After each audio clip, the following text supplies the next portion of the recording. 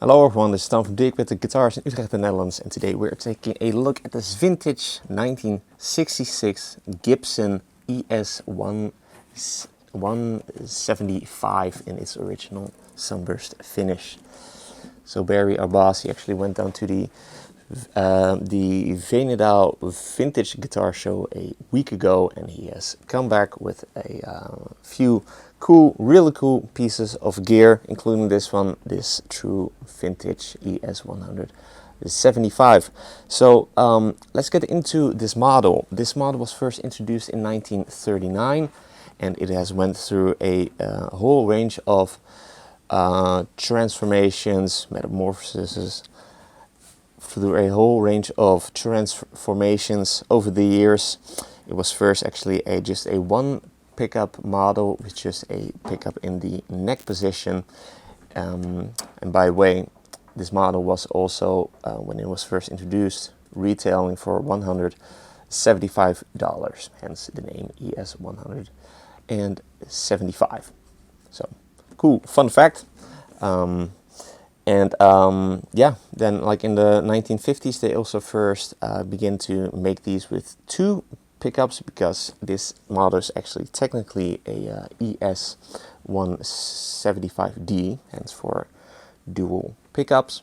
And then in 57 they first began making these with humbucker pickups, with those legendary PAF humbucker pickups.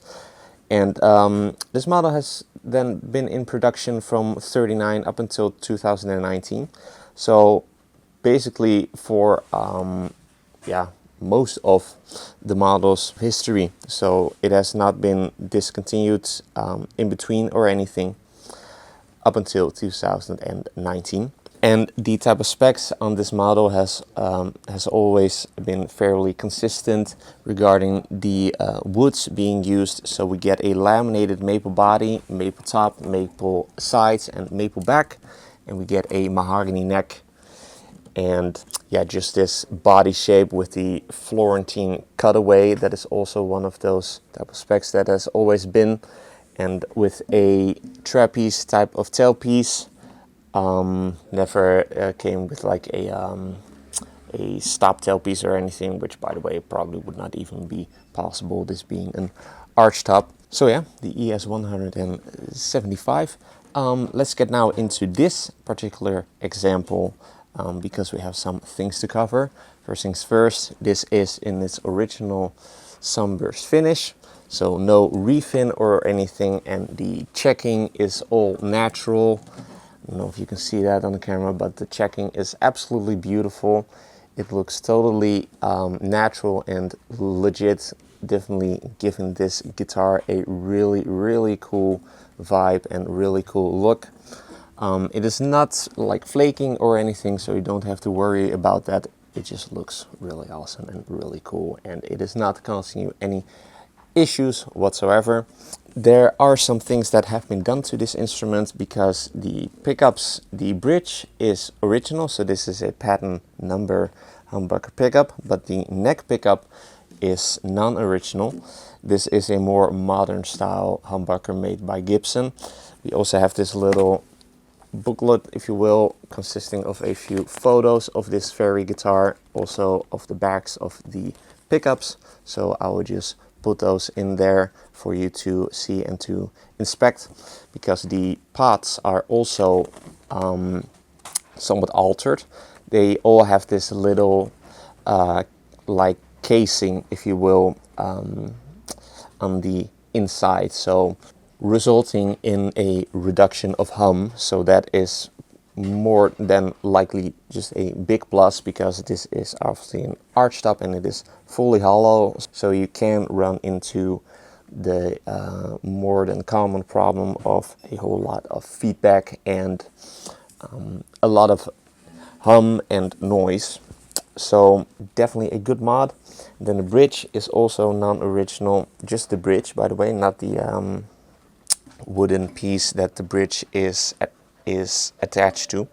but this bridge is is probably made by Schaller, because if you look at the photo that I will put up here, it is it says on the back that it is made in Germany, and that is all that there has been added and modded. So apart from that, it is all original frets, original tuners, tailpiece original, knobs are original switch, and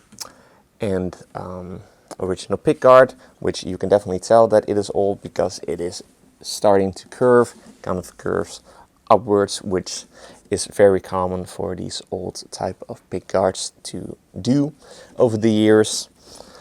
And yeah, the remaining specs that we have to cover, obviously 2 volumes, 2 tones, 3-way switch for the pickup selector, rosewood fingerboard with the split parallelogram inlays done in pearloid material, and we get Clusen tuners with the tulip style buttons, and then we get a crown inlay on the headstock in mother of pearl, as well as the logo done in mother of pearl.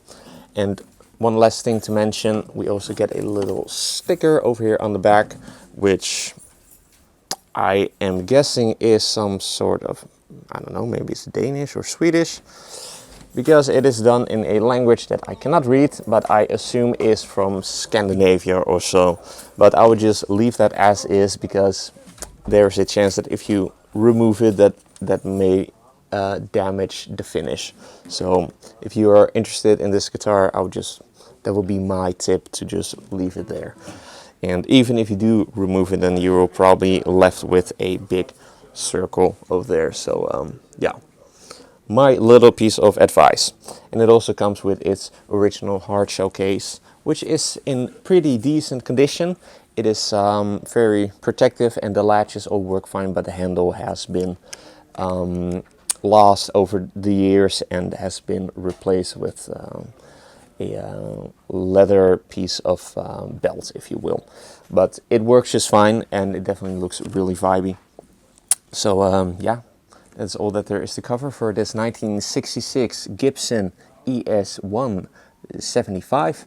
So if you're interested in this very guitar, be sure to head over to the description underneath this video. You'll find a few links over there. One of them will take you to the listing of this guitar on a website, and another link will take you to the listing of this guitar on a reverb shop if you so happen to be an international buyer.